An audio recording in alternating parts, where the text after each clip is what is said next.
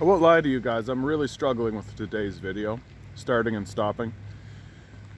With what's going on in the world, there's so many subjects to pick from, whether it's the Rittenhouse decision, whether it's the invasion of Wet'suwet'en land, the mudslides, the destruction in BC. There's so many stories to choose from, and honestly, all I can dwell on is the fact that a childhood friend of mine committed suicide.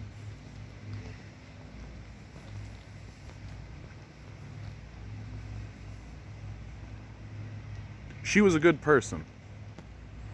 And if there is an innocent in the world, she was one of them. A good person who deserved better than what we have created for her. There's been an increase in suicides by a great deal. Were you aware that suicides now have overtaken automobile accidents in terms of the amount of people killed by them?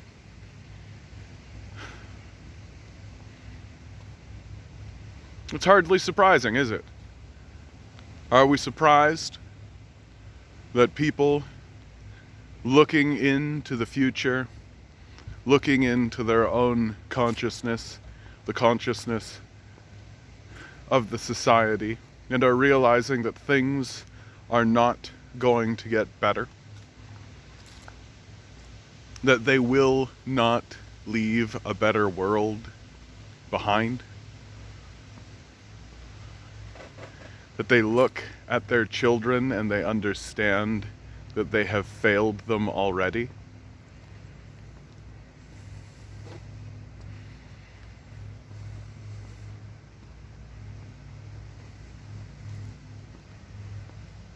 For all our proclamations of being a progressive people, of being a people who wish to improve the world around us, we are going to war against the First Nations people who have the audacity to stand up against the fossil fuel industry, while they release serial murderers into the population who show up at our protests, our peaceful protests, with weapons and gun us down. It is now, the precedent has now been set.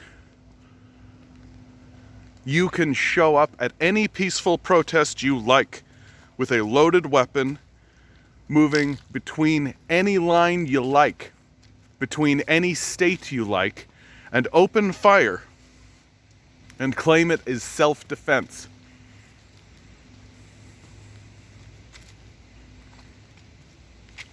We are witnessing the decline of the United States into a civil war. It doesn't take a genius to figure this out. Because if you want to go out and protest now you have to carry a loaded weapon with you. Why? Because there are crazed right-wingers who are going to show up with AR-15s, and if they open fire on you, judges will set them free. The word for this is abandonment. That now you can't even gather peacefully and protest.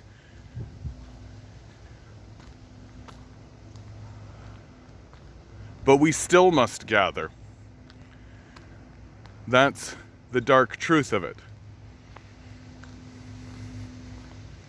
We still must gather. Even if they show up with weapons and shoot at us, we still must gather.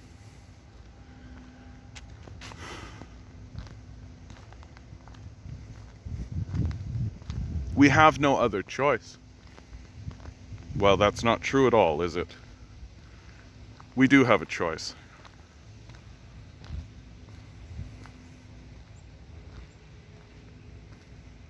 But I refuse to go down silently.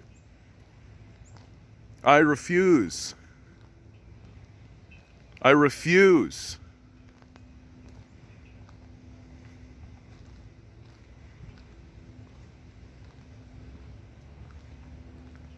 Someone has to fight for the people who cannot. Someone has to give the voice to the voiceless. Someone has to stand up for the weak. Someone has to stand up for the vulnerable. Someone has to show the world that we can do better, even if it means spilling our blood over it.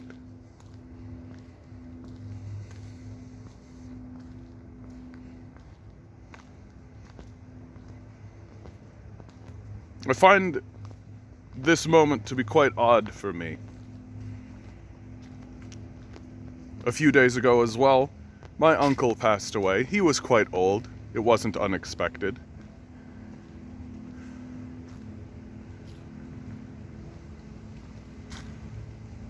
But he was never quite here. And I understand that. Because he looked out into the world and saw the horror of it and could never engage in it and could never find a way to connect with it. And it's because this place has become cruel and cold. It isn't even attempting to be kind. It isn't even attempting to be accommodating. It isn't even attempting to pretend as though it is civilized any longer. We are a barbarous people. A people who are incapable of understanding what empathy truly is. We are a people who are incapable of understanding what compassion or reason is. Because we are caught. We are caught in what must be described as a mass hysteria.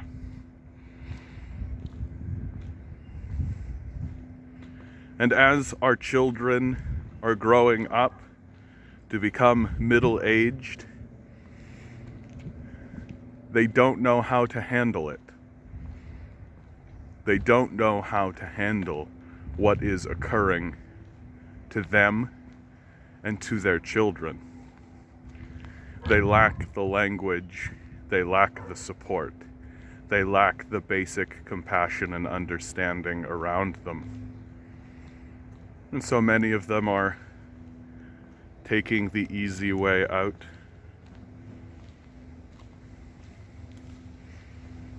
It's hard to be upset by it, honestly.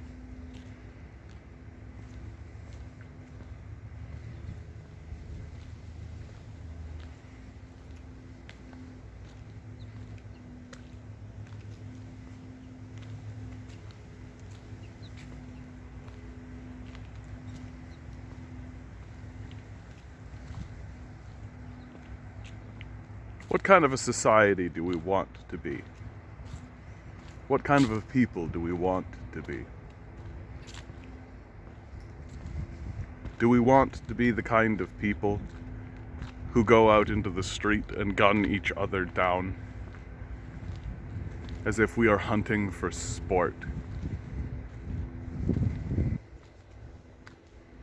Do we want to be the kind of people who abandon our elderly, who abandon our poor, who abandon each other in the pursuit, in the crazed, hysterical pursuit of an invented currency, of something that doesn't even exist?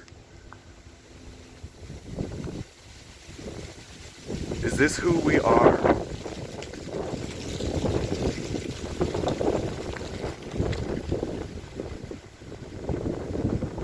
Can we do better?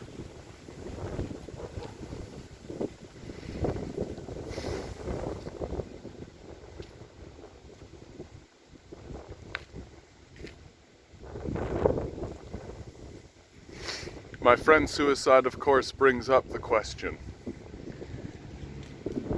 Let's go as personal as we can. Should I commit suicide? What I've seen and what I know and what I understand of this place and where it's going, where it's obviously going. Why stay?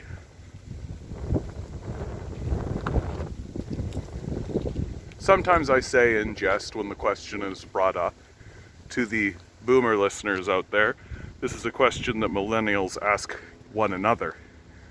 It has become common parlance. And I say, oh, I'm sticking around out of curiosity more than anything. Kind of a tongue-in-cheek response, truly.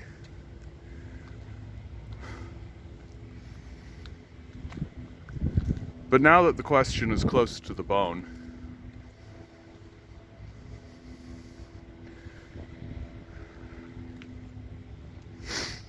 I understand that I am here simply to see how much damage can be done to this absurd capitalist death cult. And that is what it comes down to. That for all intents and purposes, my life here is over. I will never have a family. I will never have a home. I have been abandoned, like most of you. I simply have the foresight to see it for what it is, and the willingness to admit that I have been abandoned. There is no future here for men like me. And so why remain? Certainly curiosity.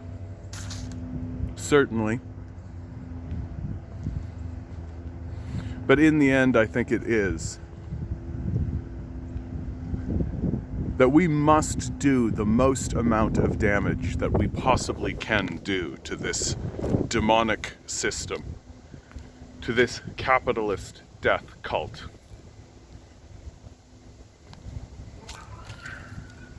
If it means that we will march into the streets to be gunned down by fascists like Kyle Rittenhouse, if it means that we must witness and say farewell to those who cannot continue on, if it means watching everything crumble around us, the cities burn, the lands dry up, the oceans rise, so be it.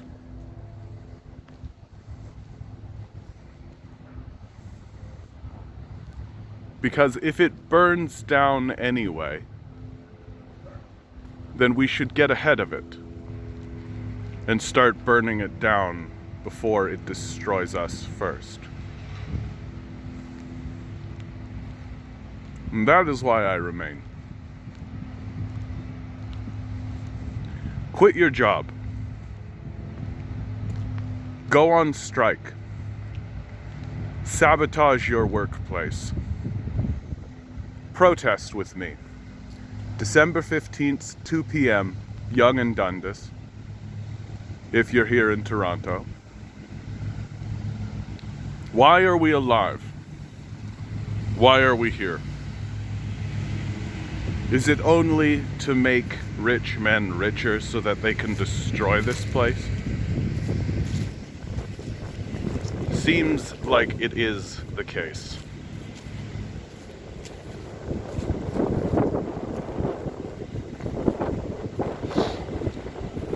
Well, it seems like the lawnmowers are coming in, so I'll end this one. Always remember, each and every one of you is a quantum being standing in quantum energy, manifest here by a quantum force that is well beyond our comprehension or understanding. This means that you are equal in your validity. Your existence does not need to be justified to anyone. The psychopaths who claim to run this place never want you to realize it. Don't let them. Good luck. We're going to need it.